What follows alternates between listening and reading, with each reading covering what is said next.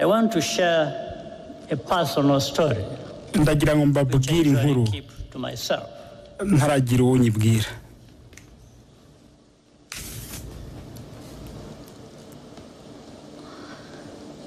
My cousin, in fact, a sister, Florence, mushiki wanjye yo kwa data wacu Florence, worked for the United Nations Development Program in Rwanda for more than 15 years. Yamaze imyaka irenga 15 akorera UNDP mu Rwanda. Jenoside imaze gutangira yaheze mu nzu ye hafi y'ikigo cya gisirikare cya Kigali hamwe n'umwisengeneza we n'abandi bana n'abaturanyi bose bagera kuri 12. The telephone in Francis' house telefone yo mu nzu ye still worked, and I called her several times namuhamagaraga kenshi kuri satellite telefone yanjye. Each time we spoke, uko twavuganaga she was more desperate. Niko yarushagaho kwiheba. But our forces ariko ingabo zacu could not reach the area. Ntabwo zashoboraga kugera muri ako gace. When the command of the UN peacekeeping mission, ubwo komando y'ingabo za Loni zo kubungabunga amahoro, where I was in Mulindi, General Dallaire yaje kundeba ku Mulindi, I asked him to rescue. Namusabye gutabara Florence. He said he would try. Yambwiye ko azagerageza. The last time I talked to her, inshuro nyuma navuganye nawe, I asked her if anyone had come. Namubajije niba hari umuntu wamugezeho. And started crying. Yambwiye ko ntawe, atangira kurira. Then she said, hanyuma arambwira ati, Paul, you should stop trying to save us. Reka gukomeza gushaka kudukiza. We don't want to live. Nta nubwo tugishaka kubaho.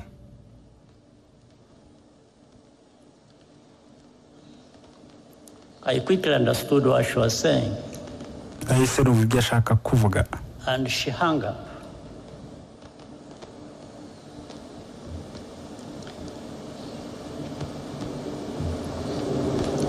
At that time, icyo gihe I had a very strong heart.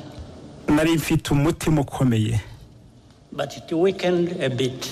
Ariko byanciye intege gake. Because I understood kuko numvise what she was trying to tell me. Icyo yageragezaga kumbwira. On the morning of May 16th, mu gitondo cyo kwa 16 Gicurasi, following a month of torture, nyuma y'ukwezi kwicwa rubozo, they were all killed. Bose barabishe. Uretse umwisengeneza umwe and thanks to washoboye gucika. It later emerged that a Rwandan working at byaje kugaragara ko umunyarwanda wakoraga muri UNDP yagambaniye bagenzi be b'abatutsi abwira abicanyi. Witnesses abatangabuhamya remember him celebrating Florence's murder the night after the attack. Bibuka ko ijoro ryakurikiye icyo gitero yishimiye ko France yishwe. Yakomeje imirimo ye muri UN imyaka myinshi. Nubwo ibimenyetso bimushinja byagaragaye, arakidegembya. Bakaba mu Bufaransa.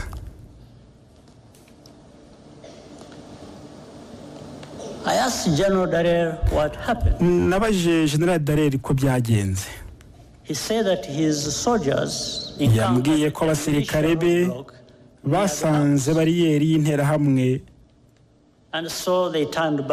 hafi y'inzu ye barahindukira bisubirirayo. Muri icyo gihe yanzaniye ubutumwa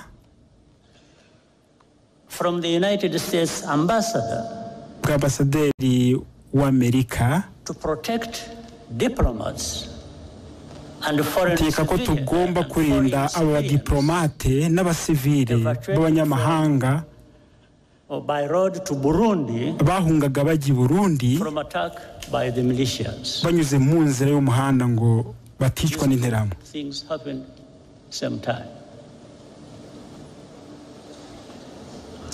I don't need to be instructed to do something that ntabwo byari ngombwa kumbwiriza gukora ikigomba gukorwa n'ubundi. That's what I was going to do.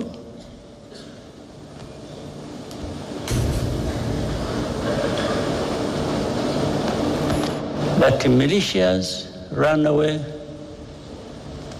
or rather peacekeepers ran away from militias, were manning a roadblock.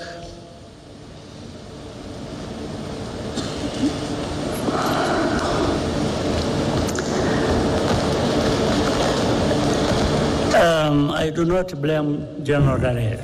Ntabwo narenganya General Dallaire. Ni umuntu mwiza wakoze ibyo yashoboraga gukora mu bihe bibi cyane, ariko muri iryo tandukaniro ry'izo ngero zombi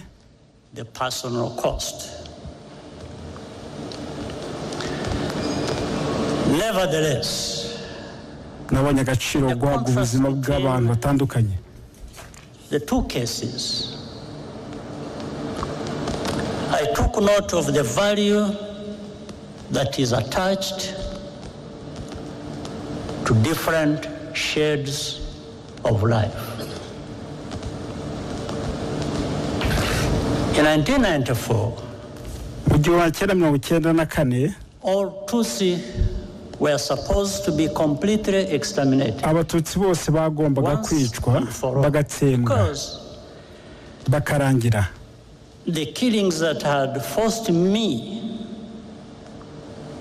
and hundreds of thousands of others into exile 3 decades before had not been sufficiently thorough. Kuko ngo ubwicanyi bwabaye imyaka 30 mbere ya jenoside bwatumye inge n'amagana y'ibihumbi by'abandi tubimpunzi butakoze uko byari bikwiye. Niyo mpamvu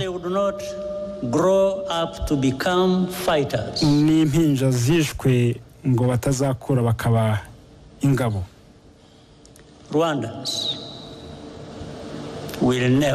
Abanyarwanda ntabwo bazigera bumva impamvu igihugu icyo ari cyo cyose about who was targeted in the genocide. Cyakomeza kwanga kumva nkana abo jenoside yari yibasiye. Such ambiguity mu by'ukuri uko kudasobanura neza nabyo ni uburyo bwo guhakana jenoside kikaba ubwacyo ari icyaha u Rwanda ruzahora ruhanganye nacyo. When the genocidal forces fled to Zaire, now ingabo z'abajenosideri zihungiye muri Zaire witwa Repubulika ya Demokarasi ya Kongo muri Nyakanga 1994 bafashijwe n'amahanga yarabashyigikiye to complete the genocide. Barahiye ko bazagaruka kurangiza jenoside. They conducted hundreds bagabye ibitero by'iterabwoba mu Rwanda over the next 5 years, mu myaka itanu yakurikiye bibasira abarokotse jenoside n'abandi banyarwanda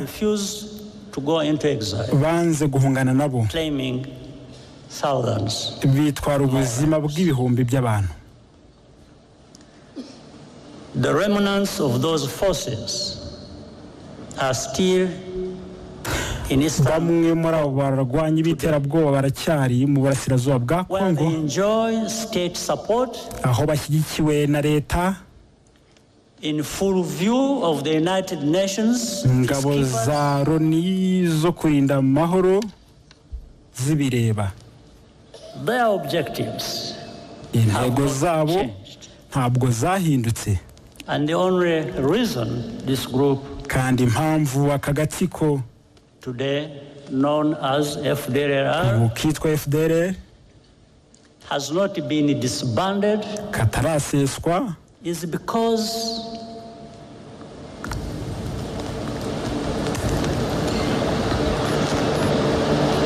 their continued existence nuko kubaho kwabo some unspoken interest. Ibiri mu nyungu zitavugwa za bamwe. As a result, ikivamo nuko amagana y'ibihumbi by'impunzi z'abanyekongo b'abatutsi baba hano mu Rwanda no mu bindi bihugu bibagiranye,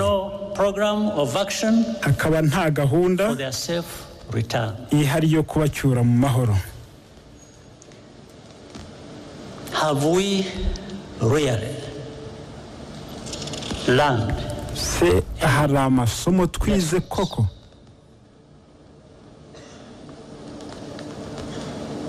We see too many actors, tubona abantu benshi, even some from Africa, ndetse n'abo muri Afurika, getting directly involved as babyinjiramo mu gihe politiki y'amoko ishyirwa imbere, and ethnic cleansing itsemba ry'amoko ritegurwa practiced, rikanashyirwa mu bikorwa. What has happened to us? Niki cyatubayeho?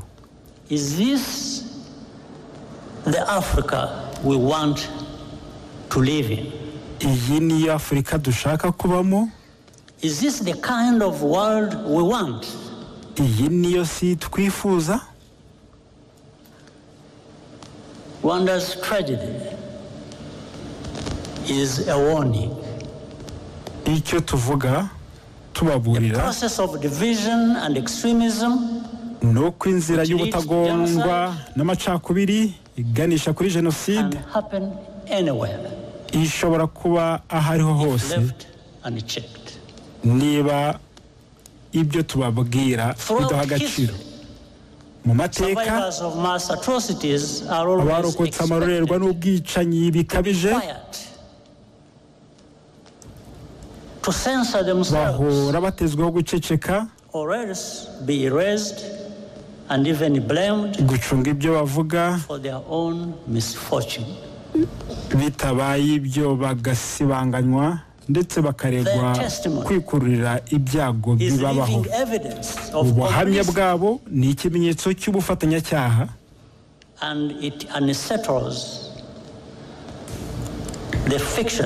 kandi bunyomoza ibyo bahimba